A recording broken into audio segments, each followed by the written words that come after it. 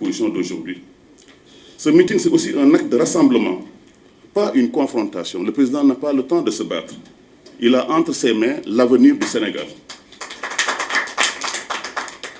Il a cette responsabilité lourde de trouver du travail aux jeunes, de développer l'industrie, de développer l'agriculture, mais aussi de jouer un rôle dans l'unité africaine, ou de jouer un rôle dans les conflits au Mali, au Burkina Faso, dans le Sahel. Le président, en fait, est un espoir pour l'Afrique.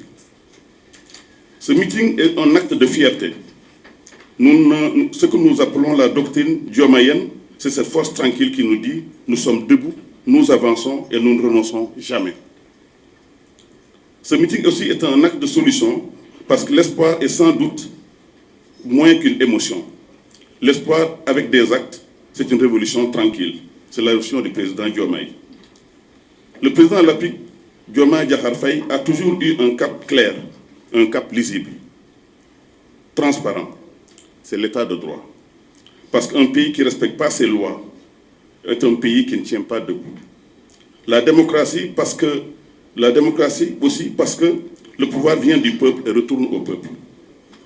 La paix sociale parce qu'un pays divisé ne nourrit pas ses enfants, ne fait pas tourner ses écoles, ne soigne pas ses malades. Il faut garder la paix sociale. On a assez souffert justement des dérives des politiques. La prospérité économique et sociale parce qu'un Sénégal où le peuple souffre est un Sénégal en danger. Voilà notre programme, mesdames et messieurs. La justice, la paix, l'économie. Ce que nous attendons de ce meeting, c'est une mobilisation massive des filles et des fils de Mbour. Mais seulement pas de Mbour, mais de tout le Sénégal, de toutes les générations. Une couverture médiatique nationale et internationale. Nous allons amener des télés à faire des directs pour l'ensemble de la diaspora et l'ensemble du peuple sénégalais. Nous allons remplir le stade de Mbour. On va l'appeler ni méga meeting, ni terra meeting. On va l'appeler juste un meeting du fils de Mbour. Un acte symbolique fort où la flamme de l'espoir rallumée devant les Sénégalais et devant le monde. Un message clair, le président est là debout, fidèle, inébranlable, serein. On le connaît pour cela. Porteur de solutions opérationnelles, un engagement chiffré. Le plan économique et social sera présenté point par point. Son programme sera présenté point par point. Le grand meeting aura lieu le 9 mai à 15 h au Stade Caroline Faye. Le dispositif logistique est prêt. Sécuritaire, Brigitte l'a dit. Médiatique, en cours de finalisation. Vous êtes tous invités, mesdames et messieurs. Mais nous avons voulu, dès aujourd'hui, en ce 4 mai, poser la première pierre de cette importante rencontre. Nous avons voulu répondre, dès aujourd'hui, à cet appel du peuple sénégalais. La pierre de Mbour, la pierre de la fidélité, la pierre de l'espoir rallumé et la pierre des solutions concrètes. C'est ça l'objectif. Le président Bassirou Diomaye Diakhar Faye, sous sa présidence d'honneur, vous attend donc le 9 mai à 15 h à Mbour.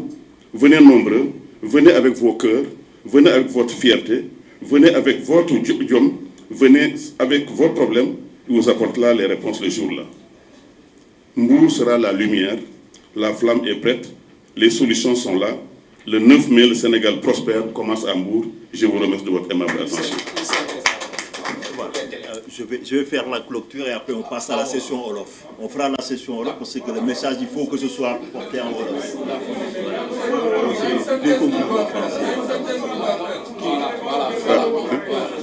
Mais je fais la clôture avant le Wolof. Wow, ok.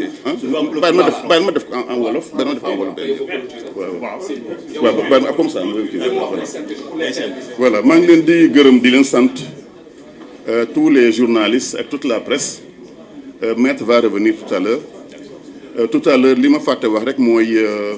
maay coordinateur bi mais maay aussi superviseur.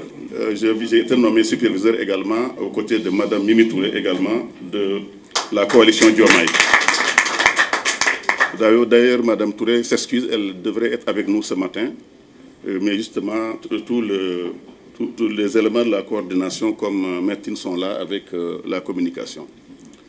Kon je parle ci ñaari chapeau, ben mooy coordonnateur départemental de Mbour, mais ben aussi mooy membre donc de la supervision aux côtés de Madame Mimi Touré, sama xarit, sama sœur. Meeting bi tax ñu ñëw tey dafa am maanaa lool ndax ku ne xam na ne le président de la République Bassirou Diomaye Diakhar Faye dafa war am loo xam ne 2 ans après dafa war a delluwaat fi mu juddoo mu Ndiaganiao département de Mbour fu mu màgge fu mu jànge muy le collège le lycée Demba Diop de Mbour ndax foofu ci stade Caroline Faye boobu foofu la jëkk a defee son dernier meeting bi nga xam ne moo ko élire à la tête de l'État loolu nag soo demee ba am ñaari at da nga war a delluwaat fi ñu la éliroon nga defaat sa bilan seet lan la Sénégal yi li nga waxoon nag Sénégalais yi lan nga ci def ak surtout ñetti at ci des lan nga war a def ndax c'est une question aussi de redevabilité c'est une question de reconnaissance fi nga juddoo ak ñun ñi la jàppale ba nga egg foofu ñooñu waroo leen fàtte il l'a déjà dit nee na ñi ko jàppale dem les membres de la coalition du leen fàtte mukk du fàttewul kenn te du fàtte kenn loolu moo waral on a pensé que ñun en tant que fils de Mbour dañu war a delluwaat ci stade boobu wax ak mbooloo mi yëpp mu remercier toute la diaspora ñi ko jàppale woon également mais remercier surtout képp koo xam ne jàppale nga ko muy les 16 communes de Mbour mais aussi au-delà de Mbour le Sine au-delà de Mbour le Saloum au-delà de Mbour Dakar Thiès au-delà de Mbour la Casamance le nord du Sénégal ndax ñëpp ko jàppale. d'abord lu waral muy def meeting bi d'abord daf bëgg a def bilan ñaari at yi lan la def ci wàllu éducation lan la def ci wàllu mbay mi lan la def ci wàllu industrie lan la def ci wàllu commerce mais surtout lan la def ci wàllu paix sociale jàmm ji am ci Sénégal tey jii. dina aussi clarifier li nga xam ne moom la def ci wàllu justice bi réforme yëpp yi mu war a def les lois les textes maître wax na ko léegi ndax réew mi nga xam ne day am instabilité juridique mënta continuer il en a parlé réforme yi mu war a def ci wàllu cour suprême bi cour yi nga xam moom la war a defaat sur le plan de la dina ko waxaat waaye aussi dina wax ci wàllu ak mbay mi lan la nar a defaat fii ak quelques années dina wax aussi ci année yi ñëw nii lan la war a defaat dans tous les secteurs de l'économie muy pétrole bi muy gaz bi muy lépp loo xam ne day permettre le développement du pays kon bilan boobu wax na ko effectivement gis ngeen ko ci émission bi mu def la dernière fois mais loolu xeju ci li fi mu ko war a defee mooy delluwaat fi ñu ko éliroon defaat ko li nga xam ne moo ñu gën a tax ñun organiser meeting bi mooy ñun waa Mbour dañ ko bëgg a sargal ndax nit su defee lu baax su fekkee ne dafa am fulla am fayda bëgg a liggéeyal réewam bëgg a rassembler le Sénégal waa ñi nga xam ne fi mu juddoo dañ ko war a sargal devant tout le peuple sénégalais loolu moo tax ñu tudde meeting bi sargal loolu moo tax aussi ñu tudde meeting bi meeting de reconnaissance loolu moo waral ñu ñëw fii tey invité leen pour que ngeen xam ne lii du loo xam ne c'est dañ koy def tous les jours dafa nekk ay actes forts yoo xam ne dañu bëgg a rassurer les Sénégalais d'abord que le pays est entre de très bonnes mains loolu la ñu bëgg a def que le Sénégal mu ngi avancer que le Sénégal amul benn xaarma yàlla ak aucun pays bi nekk à côté au contraire dañu war a jàppale nos voisins sur le plan politique sur le plan géographique que le Sénégal dafa gëm multilatéralisme mooy maanaam respecter tous les pays du monde que le Sénégal aussi dafa war a taxaw ci économie am dafa war a gën a exploiter gaz am pétrole am ak lépp loo xam ne feeñ na fi mais exploiter pour que Sénégal mën cee gis seen bopp muy phosphate bi muy lépp loo xam ne fer bi lépp loo xam ne mu ngi biir Sénégal raffirmer encore que dañu war a aussi yërëm ñi nga xam ne dañoo neew doole tous les bilans sociaux bourses familiales yi li nga xam ne mooy subvention yi ci wàllu ceeb bi nga xam ne wàññi nañ ku ne xam ne bi ñu soog a ñëw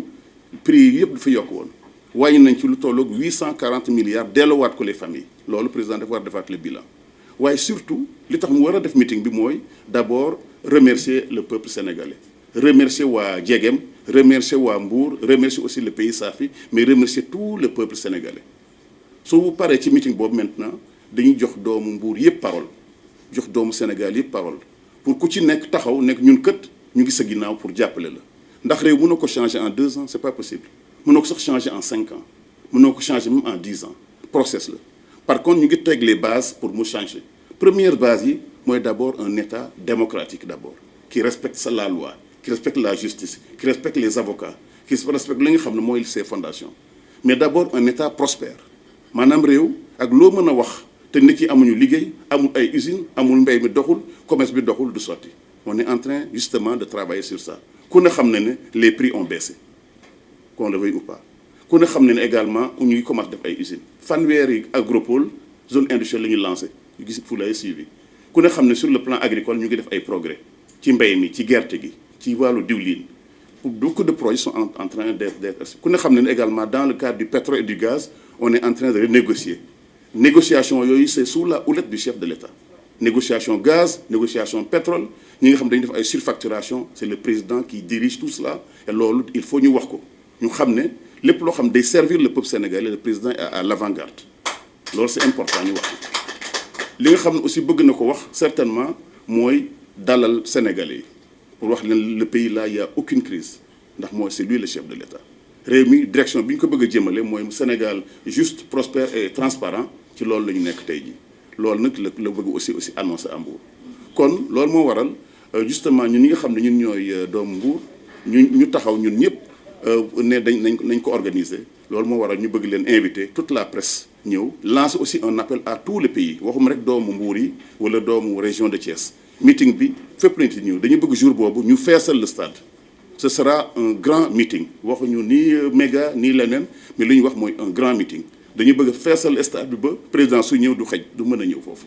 loolu la ñu bëgg a def loolu nag suñ ko bëggee def dañu bëgg Sénégal yëpp yëg ko nañu fexe aussi ba télévision yi nga xam ne ñu ngi nekk en contact avec nous def ko en direct pourquoi ñu war ko def en direct dañu bëgg Sénégal yi fu mu mën a toll muy France muy États-Unis muy Chine muy Japon ñu mën a suivre ce meeting là ndax dafa wax ji dafa jot président dafa il est temps mu jël la parole pour faire son bilan il est temps mu jël la parole pour dalal réew mi il est aussi temps de jël mu jox espoir au peuple sénégalais kon loolu moo taxoon ñu woo leen tey di leen gërëm di leen sant seen teew yaa ngi leen gërëm bu baax a baax merci beaucoup